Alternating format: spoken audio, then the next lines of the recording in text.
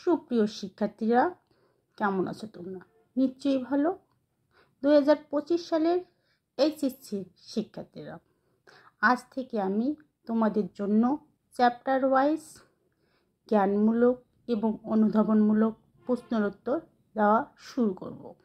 আজকে আমি শুরু করছি উৎপাদন ব্যবস্থাপনা ও বিপণন বইয়ের সেকেন্ড পেপার বইয়ের ফার্স্ট চ্যাপ্টারটা থেকে কিছু জ্ঞানমূলক এবং অনুধাবনমূলক প্রশ্নের উত্তর দেওয়ার। চলো আমরা মূল আলোচনায় চলে যাই। শিক্ষার্থীরা, প্রথমেই আমরা জেনে নেই যে বাজারজাতকরণ কাকে বলে। বাজারজাতকরণ কাকে বলে? উৎপাদনকারীর কাছ থেকে চূড়ান্ত ভোক্তার কাছে পণ্যদ্রব্য পৌঁছানোর জন্য যতগুলো কাজ করা হয়, এই কাজের সমষ্টিকে বাজারজাতকরণ বলে। জানো শিক্ষার্থীরা, বাজারজাতকরণের জনককে? বাজারজাতকরণের জনক হচ্ছে ফিলিপ কটলার। এই বাজারজাতকরণ কার্যাবলীর মধ্যে কি অনেকগুলো কাজ আছে: ক্রয় বিক্রয়, প্রমিতকরণ, পর্যায়িতকরণ এবং ঝুঁকিকরণ। তাই শিক্ষার্থীরা, এখন আসো আমরা জেনে নিই যে বিক্রয় এবং বাজারজাতকরণ কি এক? না, বিক্রয় এবং বাজারজাতকরণ এক নয়।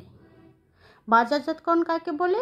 উৎপাদনকারীর কাছ থেকে চূড়ান্ত ভোক্তার কাছে পণ্যদ্রব্য পৌঁছানোর জন্য যতগুলো কাজ করা হয়, এই কাজের সমষ্টিকে বাজারজাতকরণ বলা হয়। এই কাজগুলোর মধ্যে কি কি কাজ আছে? ক্রয় বিক্রয়, প্রমিতকরণ, পর্যায়িতকরণ, ঝুঁকিকরণ, বিজ্ঞাপন ইত্যাদি হচ্ছে এই কাজগুলো। আর বিক্রয় হচ্ছে বাজারজাত করার একটি মাত্র কাজ। তাই বলা হয় বিক্রয় এবং বাজারজাতকরণ এক জিনিস নয়। এখন আসো আমরা জেনে নিই বাজার অর্পণ কাকে বলে। বাজারজাতকারীরা ক্রেতাকে সন্তুষ্ট করার জন্য বাজারে যা রাখে তাই হচ্ছে বাজার অর্পণ। বাজারজাতকারীরা ক্রেতাকে সন্তুষ্ট করার জন্য বাজারে কি রাখে? পণ্য, সেবা এবং অভিজ্ঞতা। চলো শিক্ষার্থীরা, এখন আমরা জেনে নিই বাজারজাতকরণের মৌলিক ধারণার কয়েকটি বিষয়বস্তু। বাজারজাতকরণের মৌলিক ধারণা জানতে গেলে প্রথমে আমাদের জানতে হবে প্রয়োজন কাকে বলে। বঞ্চিত মনের অনুভূতিকে প্রয়োজন বলে। আমি নিজেকে যখন কোনো কিছুর থেকে বঞ্চিত মনে করব, সেটাই হচ্ছে প্রয়োজন। যেমন আমি এখন বই দেখতে চাচ্ছি, পাশে আমার বই নেই, এই নাই অনুভূতিটাই হচ্ছে প্রয়োজন। এরপর আসো আমরা জেনে নিই যে অভাব কাকে বলে। প্রয়োজন যখন নির্দিষ্টকরণ করব, তখন তাকে বলা হয় অভাব। কি? আমি লিখতে চাচ্ছি, আমি কি দিয়ে লিখব? পেন দিয়ে লিখব না পেন্সিল দিয়ে লিখব? যদি আমি ঠিক করি যে পেন দিয়েই লিখব, তাহলে পেন হচ্ছে আমার অভাব। চলো শিক্ষার্থীরা, এখন আমরা চলে যাই যে অভিজ্ঞতা কাকে বলে। কোনো পণ্য বা সেবা বা স্থান দেখে শুনে বুঝে আমরা যে জ্ঞান লাভ করি, তাকে বলা হয় অভিজ্ঞতা। যেমন কক্সবাজারে গেলে বুঝতে পারবো আসলে কক্সবাজার কেমন।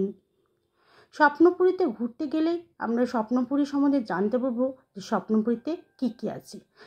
পেপসুডেন্ট ব্যবহার করার মাধ্যমেই আমরা জানতে পারবো পেপসুডেন্ট আসলে দাঁত ক্ষয়রোধ করে কি করে না। ডাক্তারের কাছে ট্রিটমেন্ট নিতে গিয়ে যদি ডাক্তার প্রেসক্রিপশন করে এবং সেই প্রেসক্রিপশন অনুযায়ী ওষুধ কিনে খেয়ে আমরা সুস্থ হয়ে যাই, তাহলেই বুঝতে পারবো ডাক্তার ভালো না খারাপ। এটাই হচ্ছে অভিজ্ঞতা। চলো শিক্ষার্থীরা, এখন আমরা জেনে নেই চাহিদা হতে গেলে কোন তিনটি শর্ত পূরণ করতে হয়। চাহিদা হতে গেলে তিনটি শর্ত অবশ্যই পূরণ করতে হবে।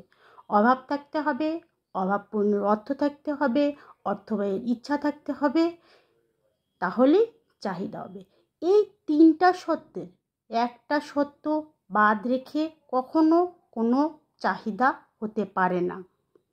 তাই ভিক্ষুকের গাড়ি কেনা চাহিদা হতে পারে না, কারণ ভিক্ষুকের টাকা নেই, চাহিদা হতে গেলে অবশ্যই 3টা শর্ত পূরণ করতে হবে। অভাব থাকতে হবে, অভাবপূর্ণ অর্থ থাকতে হবে এবং অর্থ ব্যয়ের ইচ্ছা থাকতে হবে। শিক্ষার্থীরা, চলো এখন আমরা জেনে নেই যে সকল ক্রেতাই ভোক্তা কি? না শিক্ষার্থীরা, সকল ক্রেতাই ভোক্তা নয়। ধরো আমি একটি জামা ক্রয় করলাম, সেই জামাটা আমি নিজে ব্যবহার না করে আমার ছোট বোনকে গিফট দিলাম, তাহলে কি হচ্ছে? আমি ক্রেতা, কিন্তু আমি জামাটা ব্যবহার করছি না, তাহলে বলা যায় যে সকল ক্রেতাই ভোক্তা নয়। তো শিক্ষার্থীরা, আজ এ পর্যন্ত। পরবর্তী ক্লাসে আবার তোমাদের সঙ্গে দেখা হবে। আল্লাহ হাফেজ।